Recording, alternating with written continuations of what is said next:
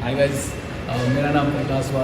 मैं बिलगोश में काम करता हूँ ऑलमोस्ट 6 ईयर से। और आई थिंक मैं ही सैलरी ट्रांसफ़र करता हूँ। तो मतलब एक बार ट्राई करते हैं सैलरी स्लिप समझने का, और कोशिश करेंगे कि हम आपको सही इन्फॉर्मेशन दें और सही तरीके से समझें। बट अगर कुछ रह जाए तो नेक्स्ट पार्ट में देख लेना। सो अब स्टार्ट करते हैं।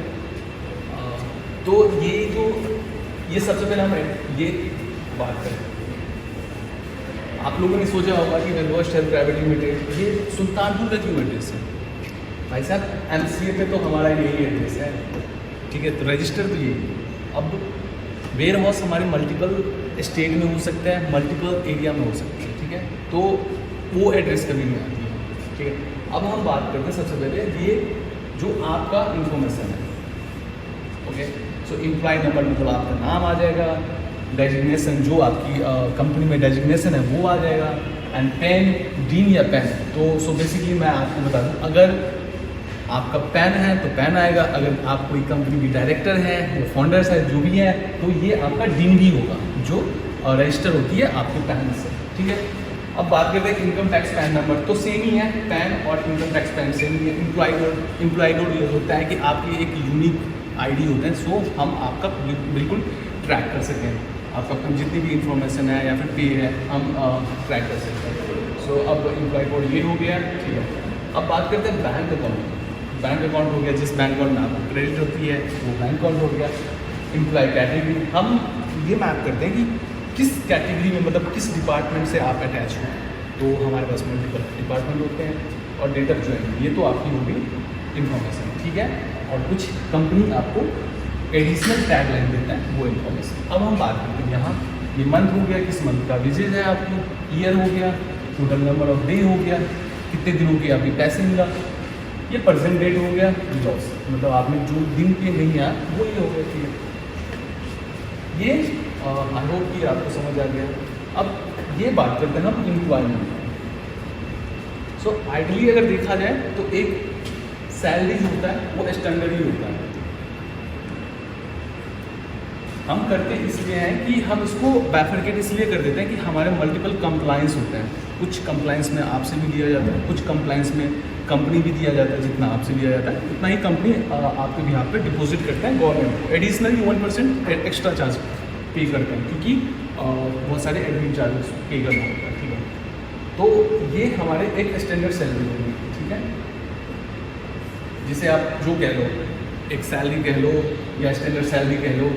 अब इसमें क्या होता है कि हम इस पे बहुत सारे कंप्लाइंस होते हैं, जैसे कि EPF हो गया, ESI हो गया, IWF हो गया, इसी टाइप का बहुत सारे एक्सपेंसेस होते हैं, ठीक है।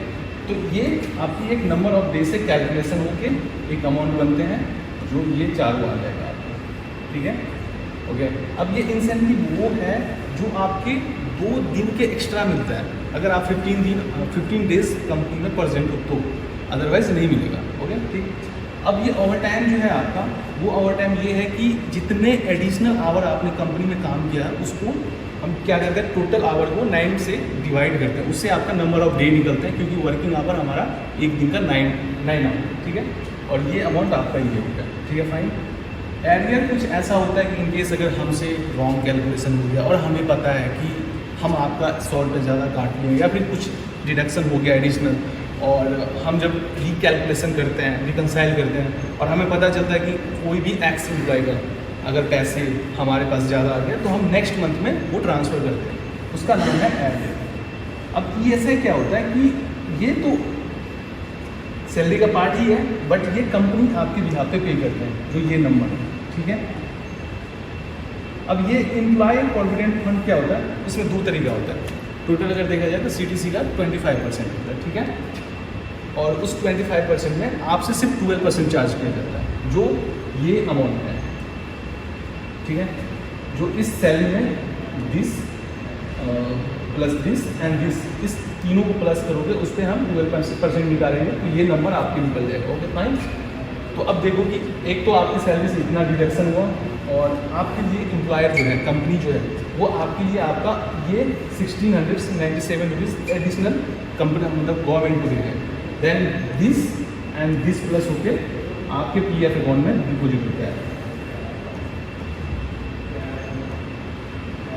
EPF अकाउंट में डिपॉजिट होता है। अब इसमें भी सिस्टम है, 25% डिपॉजिट होने के बाद 1% तो गवर्नमेंट रख लेते हैं, एंड देन उसमें भी ये है कि जो एम्प्लॉय की पार्ट होती है वो, एंड 3.25% आपकी एम्प्लॉयर पार्ट की, वो आपकी एडवांस सैलरी में, एडवांस में जाते हैं, बाकी पेंशन में जाता है। तो इसीलिए 3 स्टेटमेंट में 3 कॉलम आपको दिखेगा और वहाँ पे 3 नंबर होगा, अगर मैच करोगे तो वो मैच हो जाएगा, ठीक है। अब ये बात करते हैं, तो ये जब सम सारा करोगे तो देख लो आपको मिला तो 26,000, लेकिन आपकी ग्रॉस सैलरी अगर बात करोगे ना तो 28,130 है।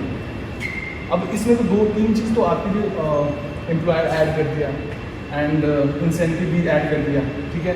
बट कहने के लिए आपकी सैलरी कम होगा, बट देखो ग्रॉस इतना है, क्योंकि एक ना एक दिन टाइम तो आपका PF डिपॉजिट मिलेगा तो आपका ही मिलेगा, और आपके अकाउंट में ये क्रेडिट हुआ सिर्फ।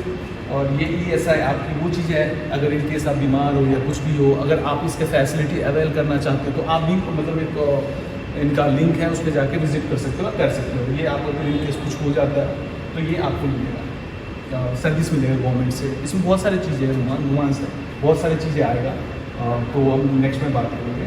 और ये आपके एल्डर, तो गैस अभी हम कोशिश कर रहे हैं समझने का सैलरी स्लिप, हम धीरे धीरे हम आपको समझाएंगे अच्छे से एक एक बात करके, ठीक है। तो आज की ये